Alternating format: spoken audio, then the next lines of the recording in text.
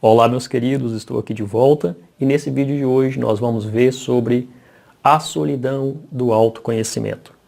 Você já passou por essa fase ou está passando? Eu vou te contar o que aconteceu comigo e talvez você irá se identificar também com essa história. Você assiste um filme, ou você assiste um vídeo, ou você lê um livro, tudo voltado para a expansão da consciência. E aí você vai contar para o seu amigo, seu melhor amigo, ou para alguém da família. O que você viu e o que você aprendeu naquele vídeo, o que você aprendeu naquele filme, o que você aprendeu naquele livro. E você todo empolgado para contar para aquela pessoa. Quando você começa a contar, a pessoa olha para você assim: você mastigou uma erva? Você comeu uma raiz braba? Você está ficando louco? Você está estranho, cara. Nos últimos tempos você está meio esquisito, meio estranho, falando uns negócios que não tem nada a ver. Ih, volta para a realidade. Já aconteceu isso com você? Acontecia com frequência isso comigo. De você ser taxado de esquisito, de estranho. Você tinha uma vontade louca de contar para os seus familiares, para aquelas pessoas que você convive, né, conviveu a vida inteira, sobre alguns assuntos e eles simplesmente não entendem nada. Acham você estranho e esquisito. Aí a única coisa que sobra é você ficar isolado. Você não acha ninguém para conversar no dia a dia sobre essas coisas. Eu passei muito por isso. Você é convidado para ir para aquelas velhas e manjadas festas de família. Festas de final de ano, encontros de família e mais tantas outras coisas que tem de família. E aí chega lá, você já não tem mais pique, energia para conversar aquelas coisas que você conversava antes, para dar gargalhada daquelas coisas que você dava gargalhada antes, para encher o talo que nem você enchia o talo antes nas comemorações.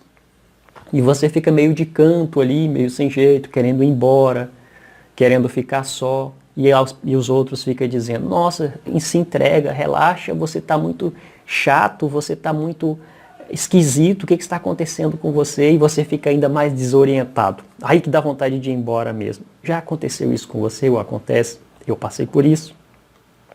Você fica no canto ali da mesa, louco para ir embora, sair daquelas conversas de sempre, que fica falando sobre o passado, os problemas da sociedade, os problemas do mundo, falta de não sei o quê, da vovó e do vovô, conversa de 50 anos atrás, aquela coisa toda, e você fica ali meio sem se encaixar mais naquilo. Fazia sentido uma época da vida, mas não faz mais.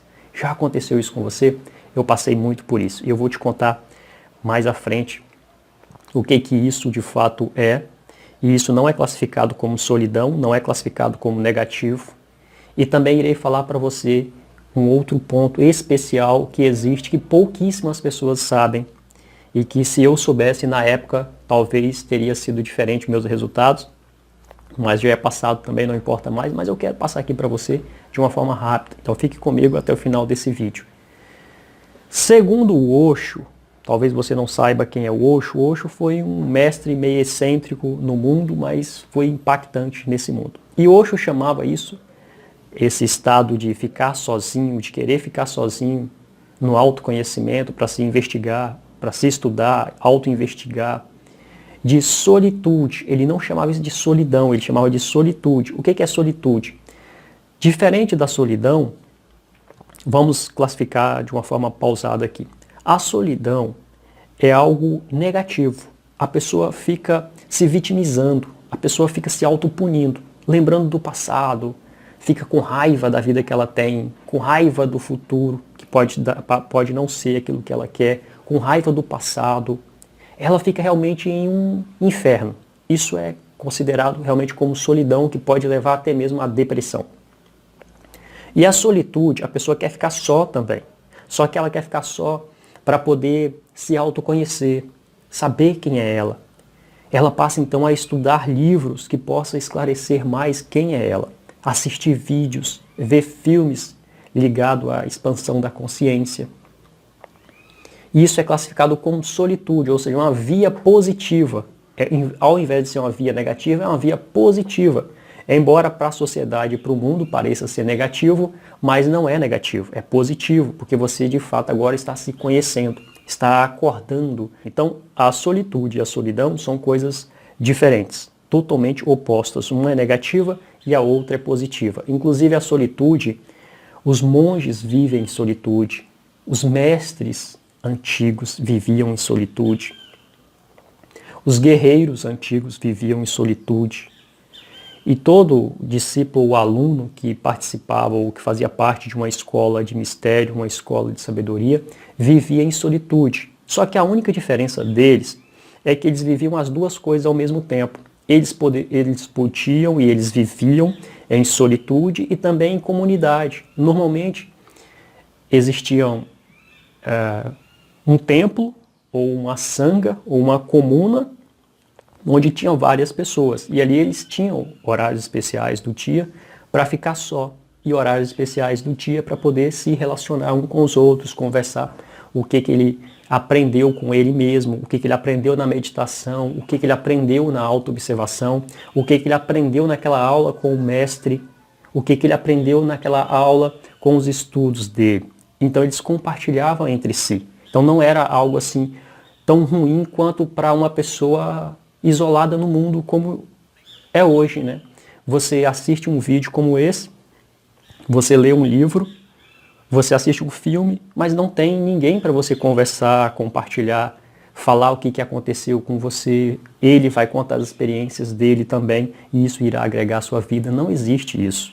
E sem dizer que também não existe um mentor, uma pessoa que pode dizer em que situação que você está, o que você deveria fazer para evoluir mais rápido ou parar de fazer isso que você está fazendo. É realmente uma verdadeira confusão que existe na nossa vida e eu passei por isso de uma forma bem desagradável, porque na época que eu fazia meus estudos, não era nem aqui no YouTube, aqui ainda tem os comentários ainda, eu nem lembrava de acessar o YouTube, eu só lia livros, e livros é realmente um estudo bem solitário.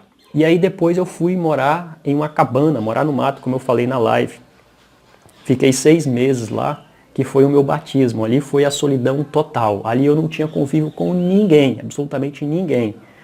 A não ser a cada 10 dias e 8 dias que eu ia na cidade comprar alimento. E aí eu tinha assim o convívio, conversava lá algumas horas. E depois eu voltava para a cabana e passava o dia inteiro, a noite inteira só. A única coisa que tinha para eu me relacionar era com a natureza, com as pedras e com a mata e com as estrelas. Mas aí já viu, né? Por mais que você esteja buscando se relacionar com eles, eles não falam a sua língua, não falam o seu idioma. Você tem que buscar se conectar com o sentimento e às vezes o sentimento não está muito conectado, então você se sente só. Só que eu já sabia sobre essa história da solitude que o Osho havia falado. Eu só não sabia quando que essa solitude ia acabar, quando que essa noite escura da alma ia acabar. Embora a solitude não acabe, né? A solitude ela se torna mais consciente. Hoje, por exemplo, eu vivo uma solitude magnífica, uma solitude perfeita, magnífica.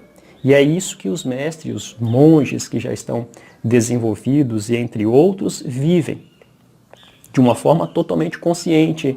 Não tem mais atrito, nem conflito, não tem mais divisões. Inclusive, na hora que eles querem, eles simplesmente vão para a sociedade e se relacionam com as pessoas como se fosse um outro da sociedade. Que eu chamo isso, não só eu chamo, né, os mestres chamavam isso também, de loucura controlada. Loucura controlada é você se comportar como um louco, como um maluco, como todos se comportam na sociedade, é o natural para a sociedade. Só que você está consciente, diferente deles, você está consciente. As pessoas na sociedade não estão conscientes. E você pode viver essa loucura controlada consciente, até fazer coisas muito parecidas.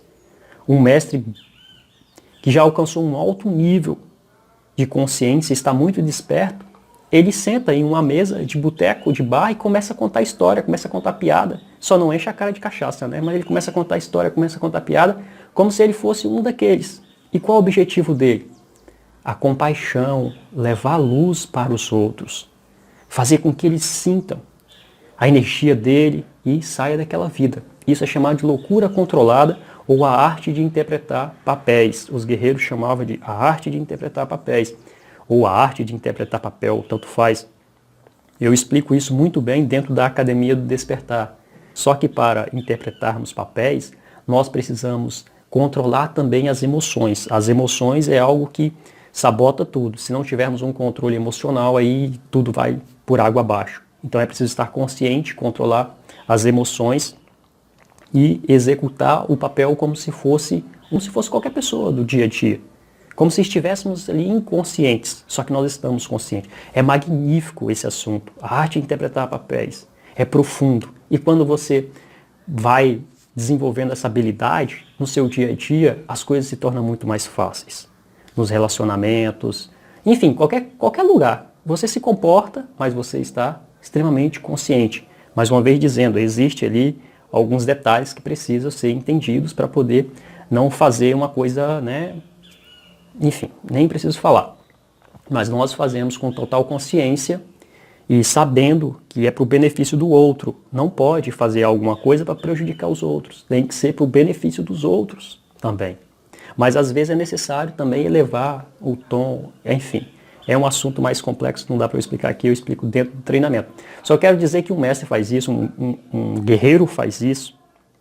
Alguém que já desenvolveu um certo nível de consciência é capaz de fazer isso muito bem. E aí se relaciona super bem com a sociedade, com o mundo, sem mais esse negócio de eu estou isolado, eu estou só, eu estou carente, aquela coisa toda se desfaz, acaba totalmente. Foi pensando em tudo isso que eu vivi, que quando eu fiz o treinamento, eu busquei fazer um grupo para os alunos se relacionarem. Aí eu criei um grupo no Telegram, que eu falei na live desse grupo. Esse grupo, o objetivo é para todos aqueles que quiserem, nem todos vão, infelizmente nem todos vão para o grupo, mas para aqueles que quiserem, vão para o grupo e lá pode passar o dia inteiro conversando um com o outro, batendo papo, contando as histórias do dia a dia, contando as experiências, como se fosse uma sanga, como se fosse uma comunidade. Eu até chamo dos X-Men, os X-Men, a reunião dos X-Men. Para quem já assistiu a ficção X-Men sabe como é que é no filme, né?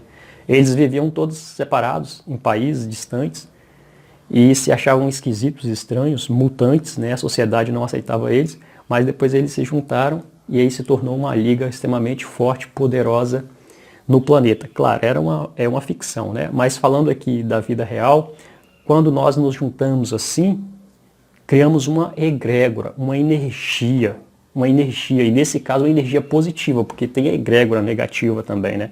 Uma egrégora positiva, contribuímos para o meio, contribuímos para a vida, o planeta como um todo. E maior essa egrégora, maior é o poder de influência, de impactar o mundo. E eu desejo de coração que essa egrégora vá crescendo e realmente crie uma massa crítica de influência positiva para o planeta. Os meninos são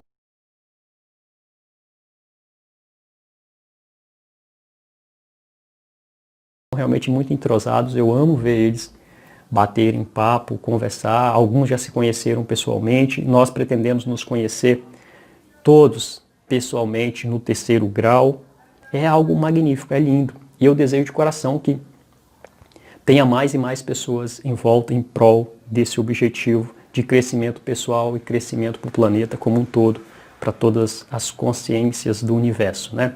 O que eu tenho agora para te dizer é, venha para esse treinamento. Além de todo o conteúdo que você vai ter, uma expansão, uma explosão de consciência, você ainda vai poder se relacionar com outros que estão na mesma jornada que você. Vou ficando por aqui, o link está aqui embaixo, é só você clicar e nós nos encontraremos aqui do outro lado. Um grande abraço e até o nosso próximo encontro.